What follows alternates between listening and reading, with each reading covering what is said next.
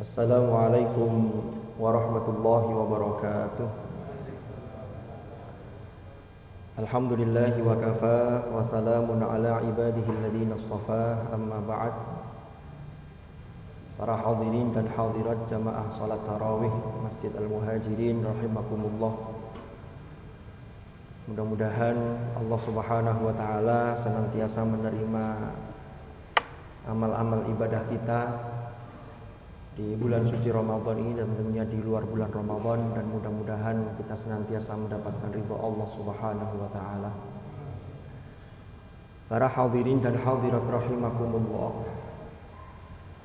Di dalam surah Al-Baqarah 185 Allah menyatakan dalam firman-Nya, A'udzu billahi minasy syaithanir rajim.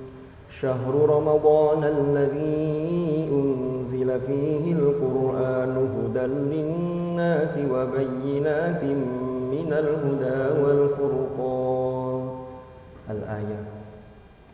Allah Subhanahu wa taala mensifati bulan Ramadan itu dengan alladzi unzila fihil Qur'an, yang di dalamnya diturunkan Al-Qur'an. Hudan linnas, yang mana Al-Quran itu berfungsi sebagai hudan linnas, yaitu petunjuk bagi seluruh manusia.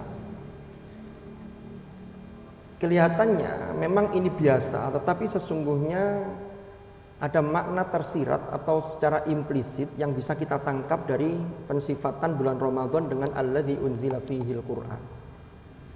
Ini sesungguhnya mengajak kita, para hadirin dan hadirat, bahwa ketika Allah menyatakan syahrul Ramadan alladzi unzila fihil Qur'an, ini kita diajak merenung.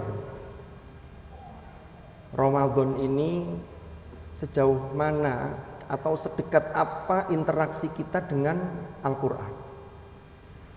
Kalau kemarin di luar Ramadan seperti apa, sekarang Ramadan seperti apa, apakah tetap tidak ada perubahan ataukah ada peningkatan? Maka ini ada pesan implisit di dalam alladzi unzila fihil Qur'an. Kita tahu Al-Quran itu kan punya banyak nama. Yang paling banyak disebut dengan Al-Quran dan disebut dengan Al-Kitab, seperti dzalikal kitab la raiba fi. Dan ada nama-nama yang lain seperti At-Tanzil, Adz-Dzikr, lalu Al-Furqan dan seterusnya. Yang menarik kalau kita lihat di semua ayat yang berbicara mengenai kosakata Al-Quran, artinya yang disebutkan kitab suci itu namanya Al-Quran, Allah selalu menggunakan isyarah qurba. Isyarah qurba itu apa? Sebuah kata tunjuk yang menunjuk pada hal yang paling dekat, yaitu hadza. Sementara ketika Allah menyebutkan dengan sebutan kitab, itu kadang menggunakan hadza, kadang dzalika. Wa hadza kitabun anzalnahu mubarak, itu pakai hadza. Dzalikal kitabu la raiba fi, pakai dzalika.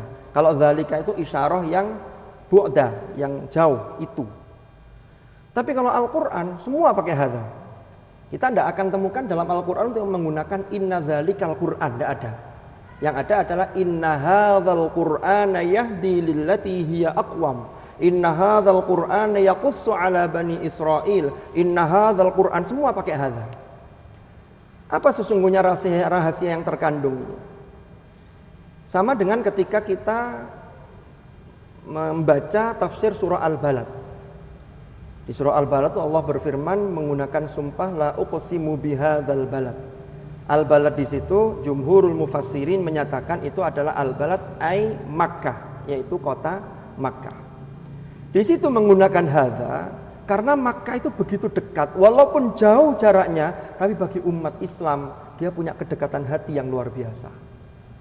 Termasuk Rasulullah Sallallahu Alaihi Wasallam itu ketika beliau di Madinah, bahkan di Madinah ketika menghadap kiblatnya ke Baitul Maqdis, beliau itu sangat rindu untuk menghadap ke Ka'bah, yaitu kiblat yang berada di kota Makkah. Umat Islam juga begitu. Makkah itu jauh, yang belum pernah ke sana karena panggilan keimanan sehingga punya rasa ingin ke sana.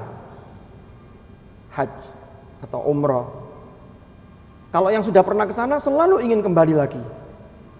Maka isyarat ketika Allah menyatakan inna hadzal Qur'an, maka ini isyarat dekat yang menunjukkan bahwa kita ini jangan sampai jauh-jauh dari Al-Quran.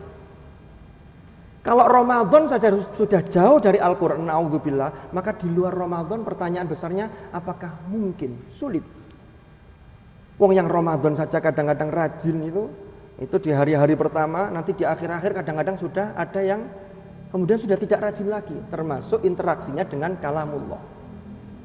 Nah, ini menjadikan introspeksi kita bersama. Terlebih apalagi kita ini tidak lama lagi sudah ditinggalkan oleh bulan suci Ramadan. Para hadirin dan hadirat rahimakumullah. Quran itu kalau dilihat dari sisi bahasa saja, itu para ulama atau para linguis, para ahli bahasa itu mengatakan itu bentuknya masdar, tapi bukan masdar biasa. Qara'a yaqra'u Qur'anan wa qira'atan. Kalau qira'atan itu bacaan biasa, tapi kalau Quran, kalau ada dalam bahasa Arab sigot atau bentuk kata yang menggunakan wazan atau timbangan fu'lan, ada tambahan alif nun. Jadi alif nun di sini bukan alif nun yang menunjukkan dua, tapi ini namanya mubalaghah. Mubalaghah itu nemen, serius. Maka disinilah Al-Quran itu maknanya adalah bacaan yang serius. Apanya yang serius? Bacaannya. Dimulai dari cara bacanya, tidak ada satupun bacaan di dunia ini, tidak ada satupun kitab suci di dunia ini yang betul-betul diperhatikan cara bacanya, panjang pendeknya, makhorijul hurufnya, sifatul hurufnya, ahkamul hurufnya, tidak ada kecuali Al-Quran. Dan itu terjaga dari generasi ke generasi secara mutawatir. Mulai sejak masa Rasulullah hingga hari ini terjaga sebagaimana jaminan Allah dalam Al-Hijr ayat 9, inna nahnu nazzalna dzikra wa inna lahu lahafidun. Jadi pertama serius, tidak bisa dipakai main-main. Yang kedua apanya yang serius? Bacanya saja itu pahalanya juga serius. Rasulullah SAW bersabda, man qara'a harfan min kitabillah falahu hasanah wal hasanatu bi asyri amsalihha. Barang siapa yang membaca satu huruf saja dari Al-Quran, dari kitab Allah, maka dia berhak mendapatkan satu kebaikan. Dan satu kebaikan itu dilipat gandakan menjadi 10 kali. La aqulu alif lam mim harfun, kata Rasulullah. Saya tidak mengatakan kalau alif lam mim itu dihitung satu, tapi alifun harfun, walamun harfun, wa mimun harfun. Itu sudah 30. Sehingga seorang pakar Al-Quran Indonesia, Dr. Ahsin Sakhok Muhammad, itu menulis dalam buku beliau, Quran itu kalam yang luar biasa. Sesuatu yang mulia itu penghitungannya itu mulai dari hal-hal yang terkecil. Panjenengan kalau datang ke toko emas, itu 0,0 sekian gram itu sudah dihitung, ada harganya. Beda dengan kita ke toko bangunan beli pasir. Beli pasir 1 gram tidak ada harganya, udah bawa aja 1 gram, sak cawu aja tidak ada harganya. Tapi kalau datang ke toko emas, kita bilang ke penjaganya, Pak saya minta Allah mau sak cawu aja, tidak bisa. Karena ini berharga, sama dengan kalamullah itu berharga. Sehingga hitungannya mulai dari yang terkecil. Sehingga kalau dikalkulasi orang yang banyak membaca Al-Quran, mulai dari belajarnya, mengajarkannya, maka tidak heran kalau Rasulullah dawuh, khairukum man ta'allamal Qur'ana wa 'allamahu. Sebaik-baik kalian adalah orang yang belajar Al-Quran dan mengajarkan Al-Quran itu. Lalu yang ketiga, apanya yang serius? Quran itu bacaan serius, informasi di dalamnya serius. La ya'tihil batilu min baini yadayhi wala min khalfi tanzilum min hakimin hamid. Tidak ada kebatilan sama sekali. Tidak ada kebatilan. Orang-orang di luar Islam itu memang seringkali mencari-cari. Apa ya ini kira-kira ya. Sehingga pernah suatu ketika, ini sekedar informasi, jadi pernah suatu ketika Al-Quran itu dikritik gara-gara apa? Ada satu penggunaan bahasa itu yang menurut para pakar bahasa itu tidak tepat. Di dalam surah Al-Ankabut Allah berfirman, mathalul ladzina ittakhadhu min dunillahi awliya kamathalil ankabut ittakhadzat baita. Ayat ini bicara mengenai perumpamaan orang-orang yang mengambil pelindung selain Allah, yang memiliki sesembahan selain Allah. Itu seperti orang yang membangun, seperti laba-laba yang membangun sarangnya. Yang dikritik apanya? Al-Ankabut itu secara bentuk kata, taknya itu bukan tak yang menunjukkan mu'annas, Bahasa Arab itu adalah bahasa yang mengenal jenis kelamin. Kalau tidak mu'annas ya mudzakkar nanti bentuknya. Tinggal nanti yang mu'annas itu ada yang mu'annas majazi, ada yang memang mu'annas hakiki yang berakal. Mu'annas majazi itu seperti asyams, itu matahari, dihukumi mu'annas. Idza tala'at kan begitu, ada tak ta'nisnya. Nah, Ankabut itu taknya bukan tak ta'nis, tapi itu tak asli, sehingga seharusnya menurut mereka ini bukan ittakhadzat baita, tapi ittakhadza baita. Kenapa? Karena al-ankabut itu taknya bukan tak yang menunjukkan mu'annas, ta'nis. Ternyata apa? Setelah dilakukan penelitian, terungkap bahwa ternyata laba-laba itu yang bisa membuat sarang itu laba-laba yang jenis betina. Loh, ini kalau bukan kalamullah tidak mungkin. Betapa jeli redaksinya sehingga Al-Quran mengatakan ittakhadzat baita wa inna auhanal buyut la baitul ankabut. Belum lagi yang lain. Jadi serius.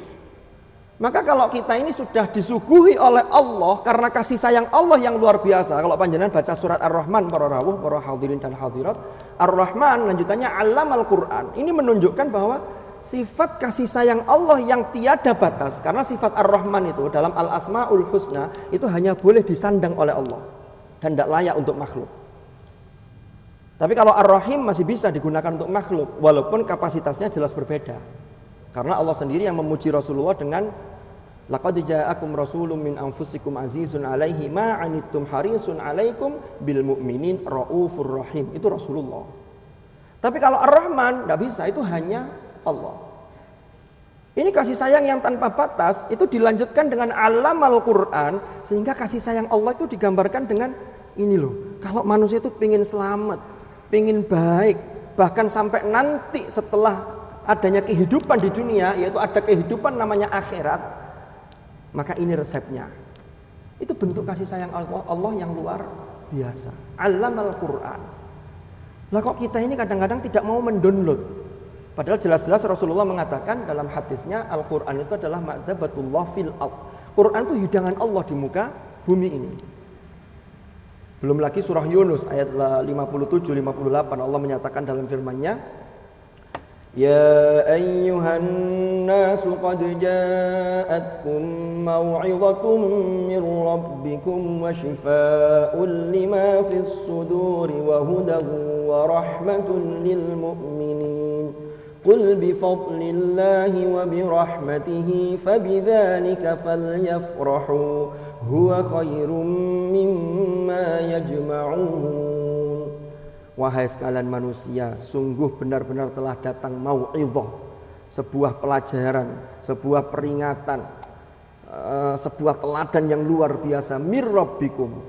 Qad ja'atkum mau'idhatun mir rabbikum wa shifaa'un lima fis sudur, dan sebagai obat terhadap penyakit yang ada di dalam dada-dada kalian, dalam hati kita. Wa hudan, dan sebagai petunjuk, dan sebagai rahmah, kan begitu.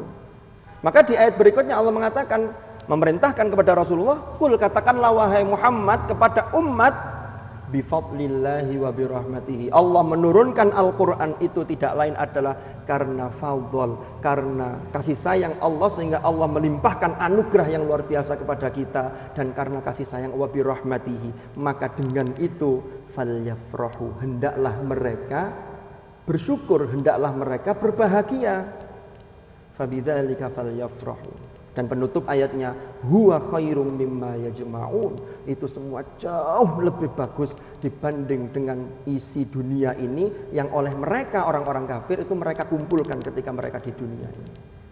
Maka ma'asyiral hadirin wal hadirat rahimakumullah, mumpung bulan Ramadan itu betul-betul Allah menyediakan bagi kita 29 hari atau 30 hari, 1 bulan, maka ini sesungguhnya kesempatan yang luar biasa untuk kita.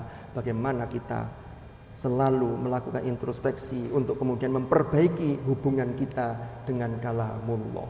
Insya Allah, kalau hubungan kita baik dengan kalamnya, maka hidup kita barokah fid dini wad dunya hattal akhirah.